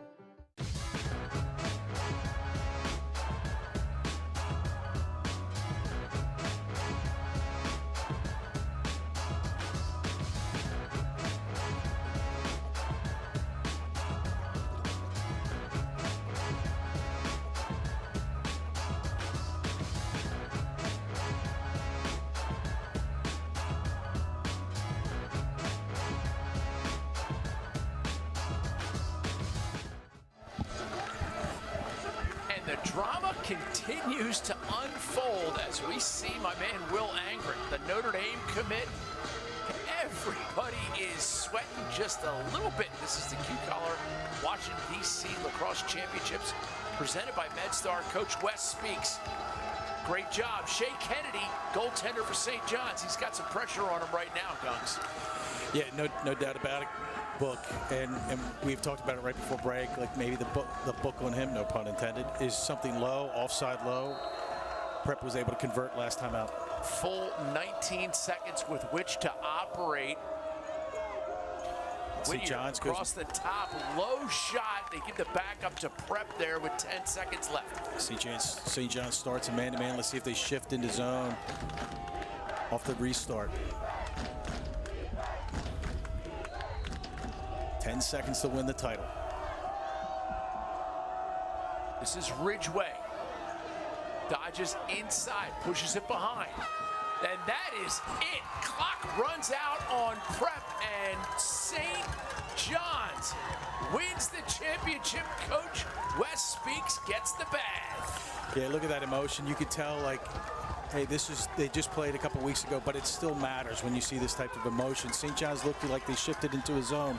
Prep didn't adjust very well. They took too much time, didn't even get a shot off. it's tough to handle that. These are freshmen and sophomores and juniors and seniors in high school, and they found a way to give us an unbelievable product tonight. I'm amazed at the level of play by both squads. Oh, for first time event book, this was fantastic. And to your point, the level of play in the DC metro area is fantastic. It's been that way for 20 years, but tonight they produced big time. They really did. And you can tell coaches can do a lot of things because of this level of talent. They can run some very sophisticated sets, which we saw tonight. 11-10 your final. There's Scott Urich, coach for Georgetown Prep. What an amazing job he's done in his years there. Bitter defeat at the hands of the St. John's Cadets. But you know what the difference was? The play in between the lines, all the turnovers, but.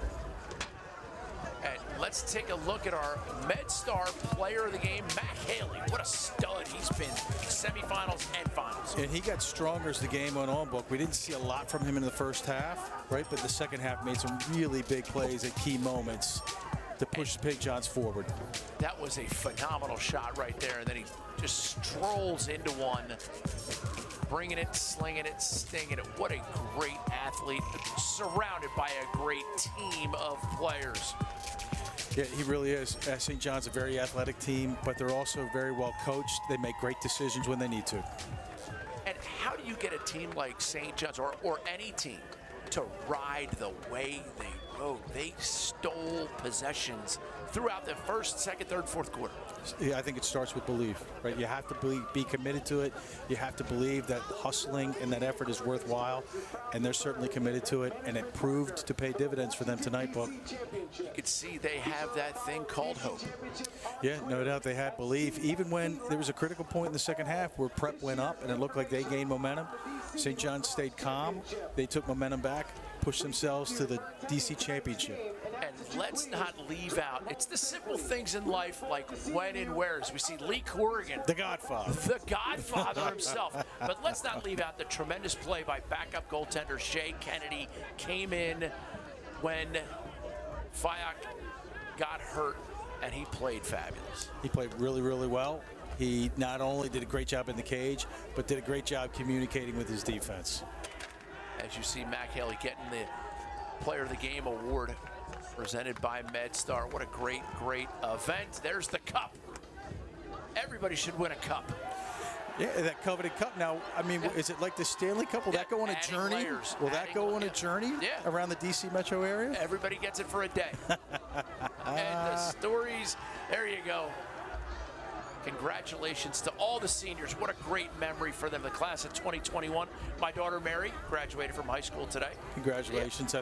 That's a great accomplishment. We saw her give a speech. It was fantastic. But, you know, the class of 2020 endured some struggles and some adversity. The class of 2021 endured it as well. Congrats to all of them for getting through this and navigating their way. A special thank you to our friend Ryan Corrigan, who does a great job as our executive producer. There's your player of the game, Mac Haley. What do you like about these highlights, Chris Gunkle? Well, to your point, you see they exemplify the level play that you see at the high school level in this area. Great cerebral plays, but guys that know how to finish, change planes. You could tell there's a group of kids that are ready to play at the next level in collegiate lacrosse. There you see the spin goal, and now it's St. John's just doing damage, finding a way. For Chris Gunkle and everybody at Corrigan Sports, I'm Booker Corrigan reminding you, you only get one shot at today, Liam.